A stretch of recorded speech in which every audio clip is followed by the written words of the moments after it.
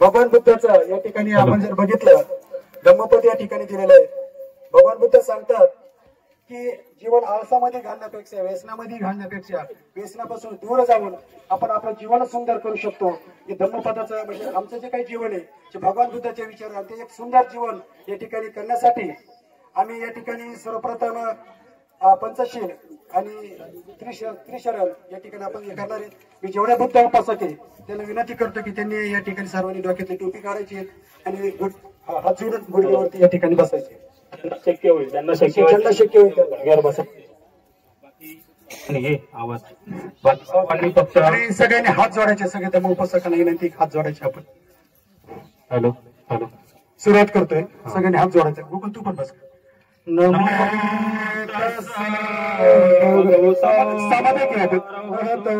सम्मा संबुद्धस्स नमो तस्सा भगवतो अरहतो सम्मा संबुद्धस्स नमो तस्सा भगवतो अरहतो सम्मा संबुद्धस्स बुद्धं शरणं गच्छामि धम्मं शरणं गच्छामि संघं शरणं गच्छामि तथापि बुद्धं शरणं गच्छामि तथापि धम्मं शरणं गच्छामि द्वितीयापि संघं शरणं गच्छामि तृतीयापि बुद्धं शरणं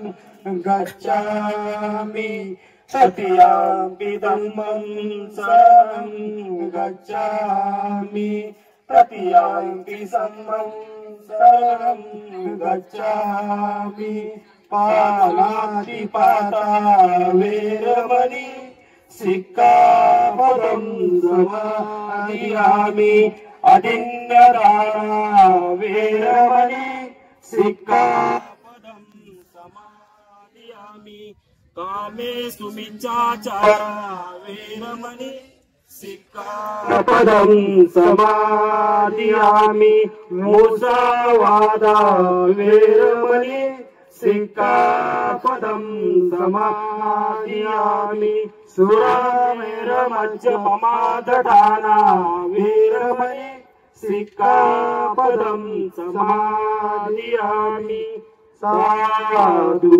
साधु साधु.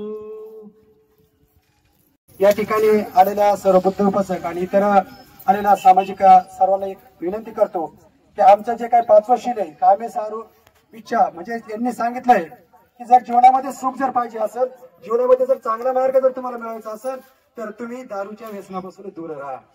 हे भगवान बुद्धांनी दिलेली शिकवण ही समाजामध्ये रुजवण्याचं काम आम्हाला करायचंय आणि ते काम तुम्ही जर ती जर आपण घेतलं तर आपल्या जीवनामध्ये सुख लाभन असं भगवान बुद्ध सांगतात. हे सर्वांना आपण या ठिकाणी आल्यानंतर हे भगवान बुद्धांची पंचशील या ठिकाणी झालेले आहेत. फक्त 5 मिनिटांमध्ये बाबासाहेबांच्या जीवनक्रमाविषयी मी तुम्हाला या ठिकाणी सांगणार आहे.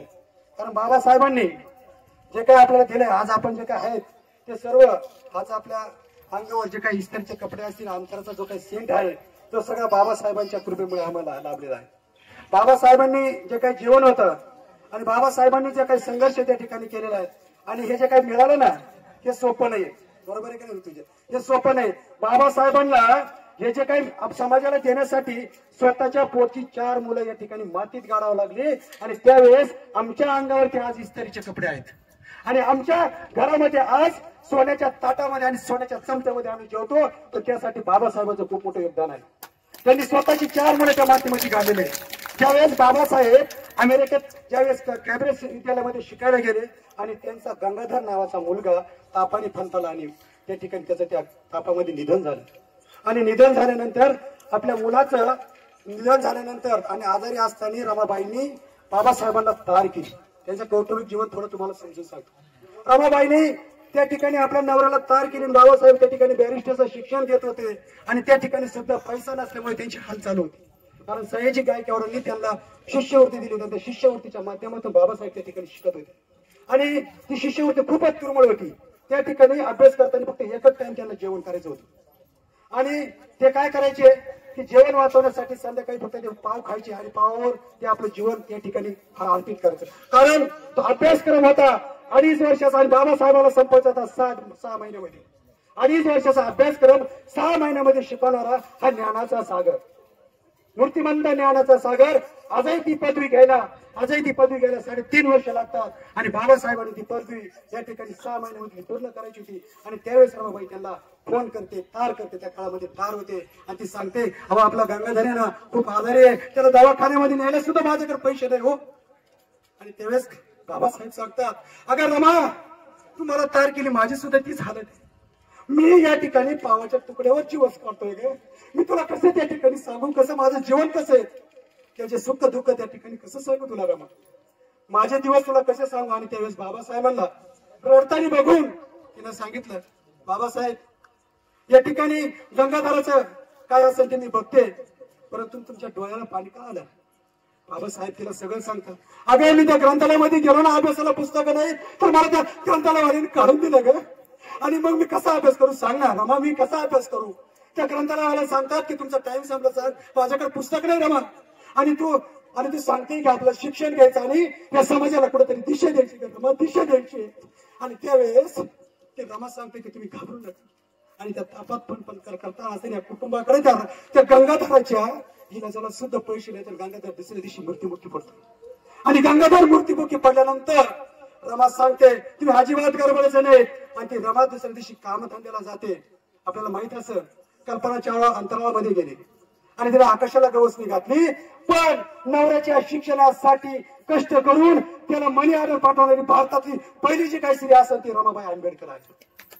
बाबासाहेबांना तिला सांगितलं आणि मग बाबासाहेबांच्या शिक्षणासाठी सकाळी रमाबाईनं पहाटे उठायचं आणि लोकांचे हे करायचं. त्या ठिकाणी मुंबईच्या त्या चाळीमध्ये डबक चाळीमध्ये असताना प्रत्यक्ष आम्ही त्या कुटुंबाला भेटलो. त्या घरामध्ये त्या ठिकाणी त्या रस्त्यावरचं शेण गोळा करायचं, त्या गवऱ्या थापायच्या, त्याच्यातून ते पैसे यायचे त्या कुटुंबाला त्या बाबासाहेबांना फाटायचं. त्याच्यातून बाबासाहेबांचं शिक्षण झालेलं आणि ते योगदान त्या बाबासाहेबांचं.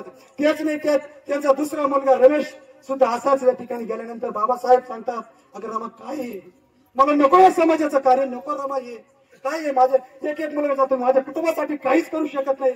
रमा जातोय, रमेश जाती, हिंदू जाती. आणि बाबासाहेब ज्यावेळेस राजरत्न जातोय त्यावेळेस बाबासाहेब धडधडा रडतात, भीतीवरती डोका आपटतात, मला नकोय रमा, मला हे नकोय, त्या समाजाचं मला काही नको, माझा राजरत्न मेला, माझ्या मांडीवर गेला, मी त्याच्यासाठी या ठिकाणी मातीमध्ये पुराला, त्याला कपन सुद्धा देऊ शकलो नाही.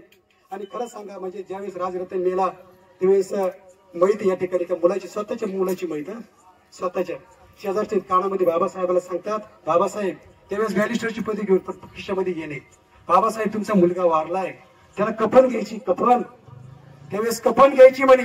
बाबासाहेब म्हणतात काय हे जीवन आहे माझं. बाबासाहेब डोक्याला हात मारून घेतात, मी माझ्या मुलाला कफन घेऊ शकत नाही हो, कफन घेऊ शकत नाहीत. आणि त्यांच्या सहकार्याने ते घेतलं आणि बाबासाहेब आतल्या खोली जातात, रडतात आणि रडल्यानंतर ते म्हणतात आणि त्याच्यानंतर रमा त्यांच्या पाठीशी जाऊन उभी राहते.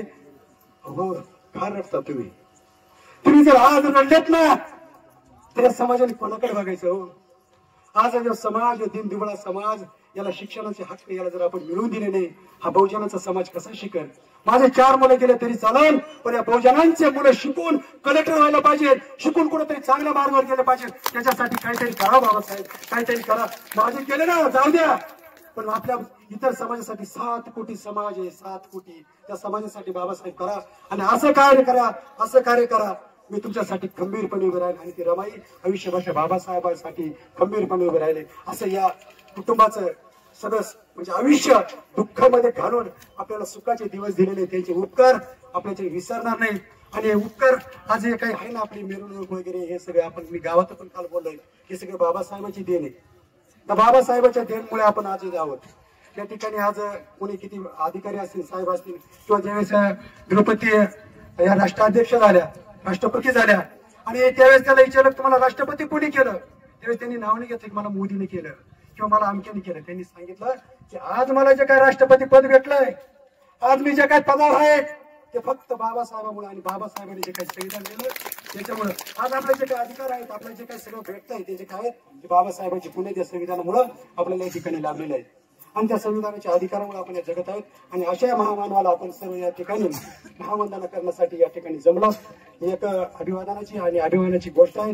या ठिकाणी जास्त वेळ न घेता एक आमची छोटीशी कन्या या ठिकाणी नांदणार या ठिकाणी 2 शब्द बोलणार आहे. तिला विनंती करतो की बाळा या ठिकाणी यायचंय. बघा बाबासाहेबांच्या खूप तिच्यावर प्रेम आणि तिचं भाषण या ठिकाणी ती करणार आहे. साक्षी नांदणार. माझे नाव श्रद्धा तुकाराम नांदणार आहे. आज 14 एप्रिल आपण डॉक्टर बाबासाहेब आंबेडकर यांची जयंती साजरी करत आहोत. डॉक्टर बाबासाहेब आंबेडकर यांचे पूर्ण नाव भीमराव रामजी आंबेडकर असे. त्यांचा जन्म 14 एप्रिल 1891 मध्ये मध्य प्रदेशातील महू या गावी झाला. त्यांच्या वडिलांचे नाव रामजी व आईचे नाव भीमाबाई होते. डॉक्टर बाबासाहेब आंबेडकर त्यांच्या शालेय जीवनात दररोज 18 तास अभ्यास करत. डॉक्टर बाबासाहेब आंबेडकर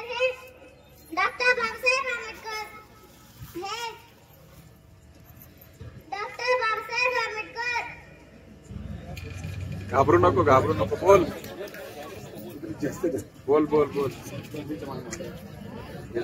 डॉक्टर बाबासाहेब आंबेडकर अत्यंत हुशार व महत्वाकांक्षी होते.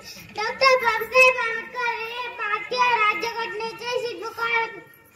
त्यांनी भारतीयांना शिका, संघटित व्हा, संघर्ष करा हा गुरुमंत्र दिला. त्यांनी इसवी सन 1920 मध्ये मुकनायक नावाचे वृत्तपत्र सुरू केले. त्यांनी दीनदलितांना न्याय मिळवून दिला. अशा डॉक्टर बाबासाहेब आंबेडकर या महान मानवाला माझे कोटी कोटी प्रणाम. धन्यवाद. या ठिकाणी आपण समोर येऊन ऋतुजाचा सत्कार करायचा आहे.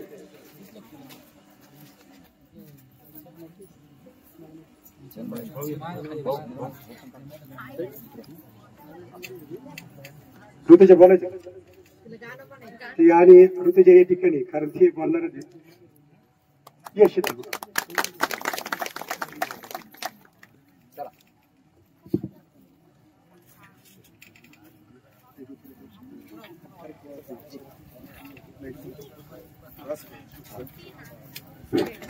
या ठिकाणी यांना आत्ताच भीमकन्या पुरस्कार महाराष्ट्र शासनाने आमच्या खूप मोठा कार्यक्रम कल्याणला 2000 पब्लिक या ठिकाणी झाला. आणि ही भीमरागिनी म्हणजे असं आहे की ज्या ठिकाणी स्त्रियांवर कुठेही अन्याय होऊ द्या फक्त ऋतुजाला एक फोन लावा. संगमनेर असू द्या नाही तर महाराष्ट्राचं कोणता असू, महाराष्ट्र नाहीच तर भारताच्या बाहेर सुद्धा ती काम करते. आणि ज्या ठिकाणी जर महिला वर्ग या ठिकाणी आलेला आहे कधी तुम्ही फोन केला हे केला तर ऋतुजाला एक गीत या ठिकाणी सादर करायचं कारण चळवळीमध्ये असल्यामुळे चळवळीतले माणसं शांत बसत नाही मला माहिती आहे. धन्यवाद काका. जय भीम सगळ्यांना. क्रांतिकारी जय भीम. मी एक गीत आपल्याकडे वेळ कमी असल्यामुळे नाही तर मला बोलायचं होतं भाषण वगैरे करायचं होतं पण आपल्याकडे वेळ कमी आहे त्याच्यामुळे मी स्वतः लिहिलेलं गीत सादर करते. सादे प्रणाम रमाईच्या भीमा करते वंदन मी साऱ्या परत म्हणजे सादे प्रणाम रमाईच्या भीमा करते वंदन मी त्या महामानवा भारतीय घटनेचे ते शिल्पकार भीमाई लेख नाव भीमराव केले दिनाचे स्वप्न साकार आई असे ही भीमा महान अंधार होतो ज्यांच्या नशिबी त्यांना प्रकाशाची दिनी तुला दीनदलितांचा झाला मायबा उपकार तुझे हे किती महान भारतीय घटनेचे ते शिल्पकार भीमाईचा लेख नाव भीमराव कोटी कोटी वंदन त्या भीमा उज्ज्वल भविष्याचे दिले तुला प्रणाम करते त्या बाबा भीमा स्वीकारून घ्यावा ऋतुजाचा मान भारतीय घटनेचे ते शिल्पकार भीमाईचा लेख नाव भीमराव भीमाईचा लेख नाव भीमराव. धन्यवाद. या ठिकाणी कार्यक्रमाची सांगता घेत असताना सर्व म्हणजे जे काय आमचे डिग्रजचे ग्रामस्थ आणि मालुंजाचे ग्रामस्थ या ठिकाणी उपस्थित आहेत आणि डिग्रजच्या वतीनं या ठिकाणी महामानवाला अभिवादन करताना मी या ठिकाणी कोळबे सरांना विनंती करतो की आपण सर्व ग्रामस्थांच्या वतीनं या ठिकाणी आम्हाला जयंतीच्या शुभेच्छा द्यावी अशी त्यांना विनंती करतो.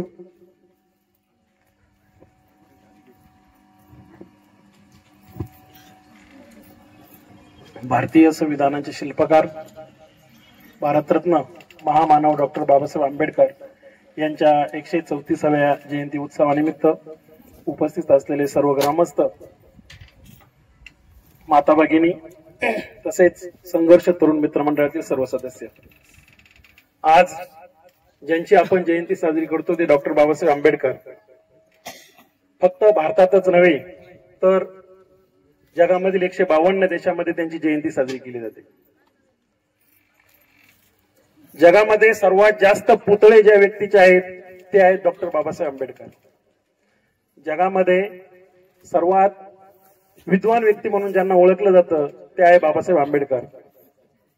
2004 साली कोलंबिया विद्यापीठाने एक सर्वे केला. त्या सर्वेमध्ये जगातील सर्वात हुशार आणि विद्वान अशा 100 लोकांची यादी करण्यात आली. त्या 100 लोकांमध्ये पहिल्या क्रमांकावर होते ते डॉक्टर बाबासाहेब आंबेडकर. ऑक्सफर्ड युनिव्हर्सिटीने मागील 10,000 वर्षात, 10 वर्ष नाही, 100 वर्ष नाही, 1000 वर्ष नाही, तर मागील 10,000 वर्षांमध्ये भारताच्या विकासासाठी किंवा जगाच्या विकासासाठी ज्यांनी ज्यांनी योगदान दिलं त्या 100 लोकांमध्ये सुद्धा 4थ्या क्रमांकावर डॉक्टर बाबासाहेब आंबेडकर होते. म्हणजे हा निश्चितच आपल्या भारतीयांच्या दृष्टीनं अभिमानाचा, गौरवाची ही बाब या ठिकाणी आहे.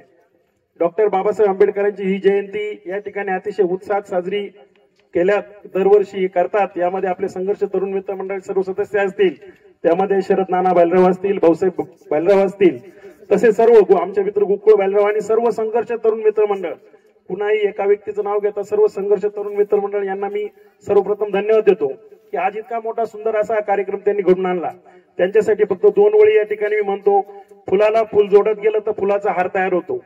फुलाला फुल जोडत गेलं फुलाचा हार तयार होतो. दिव्याला दिवा जोडत गेलं तर दिव्याची सुंदर दीपमाळ तयार होते. त्याचप्रमाणे माणसाला माणूस जोडत गेलं तर माणुसकीचं सुंदर नातं तयार होतं. आणि हेच माणुसकीचं सुंदर नातं आपण संघर्ष तरुण मित्र मंडळ या ठिकाणी दृढ करत आहात, घट्ट करत आहात. त्याबद्दल तुम्हाला धन्यवाद. तसेच आपणा सर्वांना देखील या ठिकाणी डॉक्टर बाबासाहेब आंबेडकर जयंतीच्या खूप खूप शुभेच्छा. डॉक्टर बाबासाहेब आंबेडकरांबद्दल या ठिकाणी रवींद्र बालराव सर त्यांनी आपल्या जीवनामध्ये किती संघर्ष केला, त्यांचा कौटुंबिक संघर्ष, त्यांचा शालेय शिक्षणाचा संघर्ष आपल्या समोर या ठिकाणी मांडला. तसेच ऋतुजानं, गौतमीनं आणि आमच्या नानार सरांची कन्या साक्षीनं देखील बाबासाहेब आंबेडकर यांचा जीवन परिचय आपल्याला या ठिकाणी सांगितलेला आहे. बाबासाहेब आंबेडकर यांच्या बाबतीत सांगायचं झालं तर ज्यावेळी समाजामध्ये सनातन लोक, उच्च नीच भेदभाव, जाती विषमता जेव्हा अतिशय मोठ्या प्रमाणामध्ये त्या ठिकाणी होती, तर त्यावेळेस मध्ये या जातीय अस्पृश्यता नष्ट करण्याचं काम डॉक्टर बाबासाहेब आंबेडकर यांनी केलेलं आहे. 19व्या शतकामध्ये अनेक थोर समाज सुधारक होऊन गेले का त्यांनी अस्पृश्यता नष्ट करण्यासाठी प्रयत्न केले, पण त्यांच्यामध्ये सर्वात उच्च कार्य आंबेडकरांचं आहे. कारण आंबेडकरांनी नुसती समाज जागृती केली नाही, तर हे जे अस्पृश्य लोक आहे यांना एकत्र आणलं, यांचं संघटन केलं आणि त्यांना आपले ज्या हक्क आहे त्या हक्कासाठी भांडण्यासाठी शिकवलं. म्हणजे आपण आंबेडकर सांगतो, वाक्य सांगतो, शिका, संघटित व्हा आणि संघर्ष करा, आपल्या हक्कासाठी संघर्ष करा. हे संघर्ष करण्याचं, शिकवण्याचं काम आंबेडकरांनी या ठिकाणी केलं.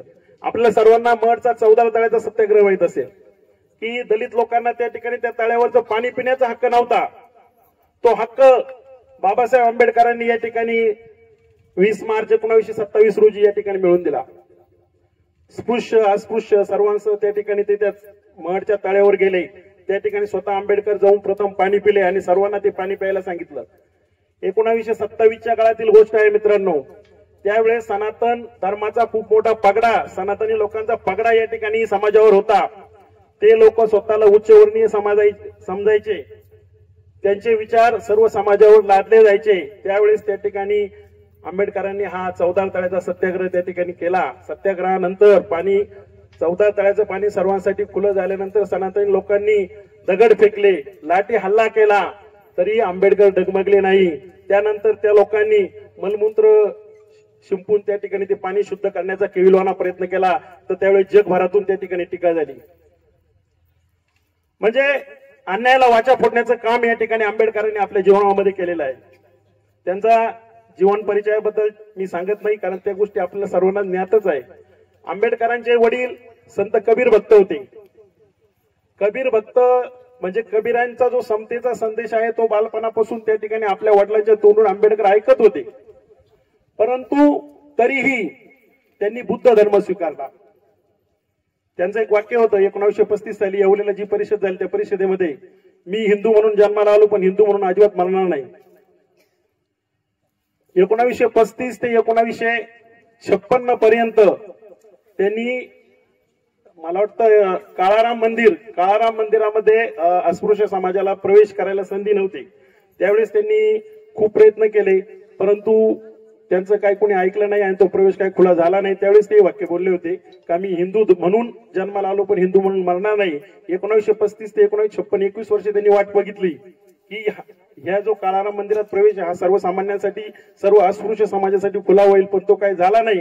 म्हणून त्यांनी त्यावेळेस बुद्ध धर्माचा स्वीकार या ठिकाणी केला. बौद्ध धर्माची दीक्षा त्या ठिकाणी 8 लाख अन्वयांसह त्या ठिकाणी त्यांनी घेतली. आंबेडकरांनी आपल्या जीवनामध्ये 3 गुरु केले. त्या 3 गुरुमध्ये पहिले गुरु संत कबीर, दुसरे गुरु महात्मा बुद्ध आणि तिसरे गुरु महात्मा फुले.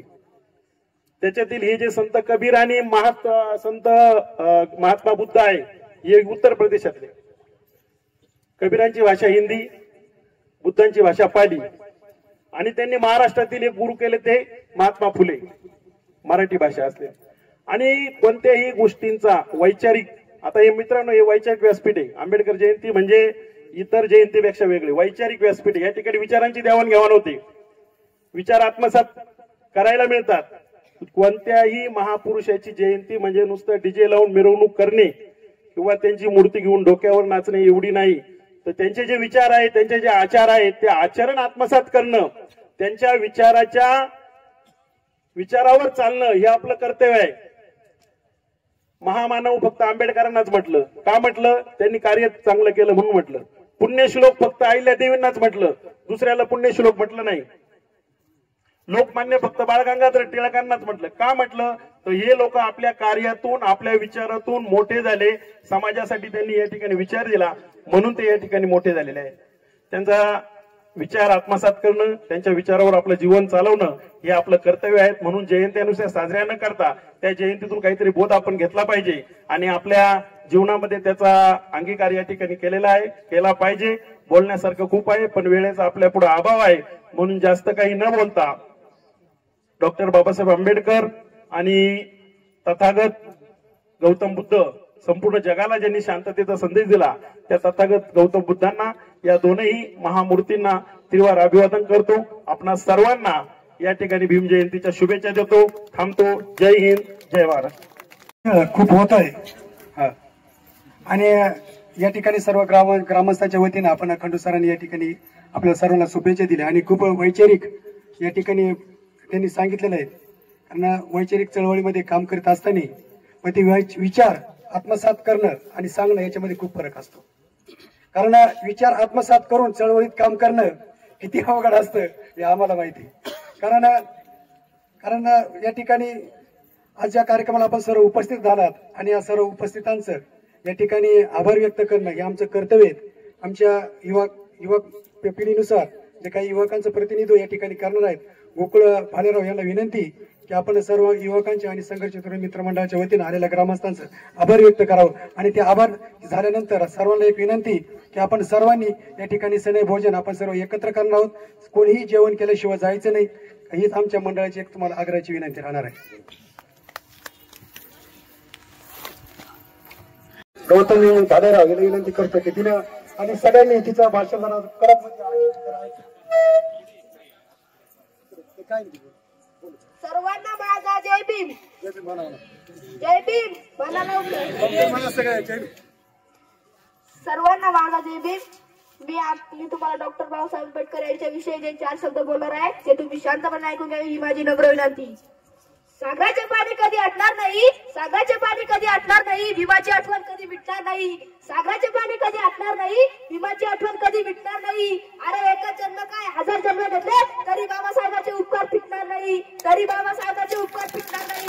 अंधाराचे होते त्याच्या नशिबी, अंधाराचे होते त्याच्या नशिबी त्याने प्रकाशाचे दान दिले, त्यांनी प्रकाशाचे दान दिले. तुमचे मानावे किती उपकार बाबासाहेब, तुम्ही देशाला संविधान दिले. भारतरत्न बाबासाहेबांचे गाव आहे, खूप मोठे गाव आहे. त्यांच्या पुढे वाटते आम्हाला चंद्र सूर्यही छोटे, चंद्र सूर्यही छोटे. मोजू तरी कशी उंची तुमची, मोजू तरी कशी उंची तुमची कर्तव्याची.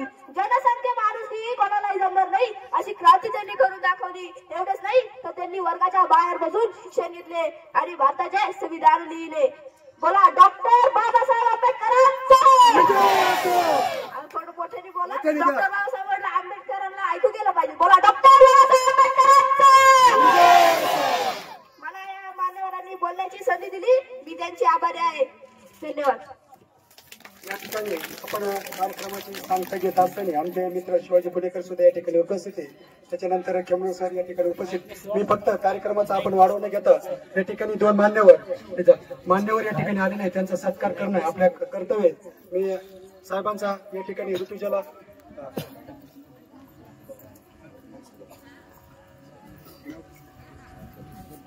बदल्या साहेबांचा सत्कार आमचे ज्येष्ठ मार्गदर्शक सुधाकर भाऊ यांना विनंती की त्यांनी समोर येऊन साहेबांचा सत्कार करायचा आहे. सुधाकर भाऊ आले राहतो पुढे भाऊ पुढे.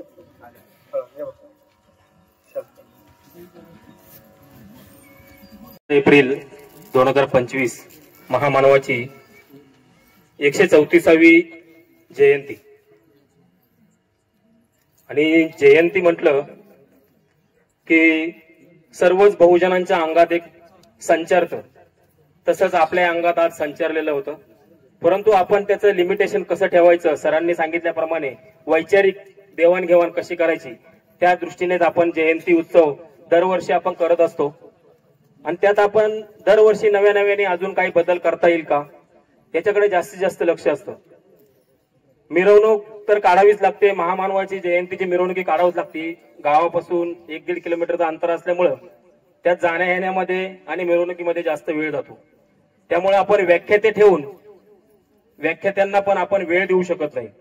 त्यामुळे यावर्षी असं ठरवलं की आपल्याच गावातली 1-2 तरुणांना बोलण्याची संधी द्यायची, आपणच बोलायचं ना आपणच वैचारिक मत मांडायचे.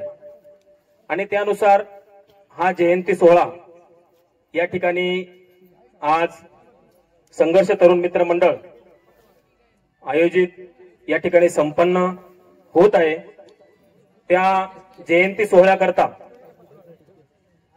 ज्यांनी सहकार्य केलं ते सर्वात महत्त्वाचं सहकार्य म्हणजे आम्हाला ट्रॅक्टर दिला ते प्रशांत बिडगर. त्यानंतर जेसीबीने जे काम करून दिलं आम्हाला ते दीपक डोंगरे यांचे मनस्वी आभार आहे. त्यानंतर आमचे गणेश काका खेमनर त्यांचे आभार का त्यांना कधी आवाज दिला तरी ते कुठल्याही कामाला कुठल्याही गोष्टीला नाही बोलत नाही. त्यांनी आमच्यासाठी एक ट्रॅक्टर उपलब्ध करून दिलाय. त्यांच्याही मंडळाकडून आभार.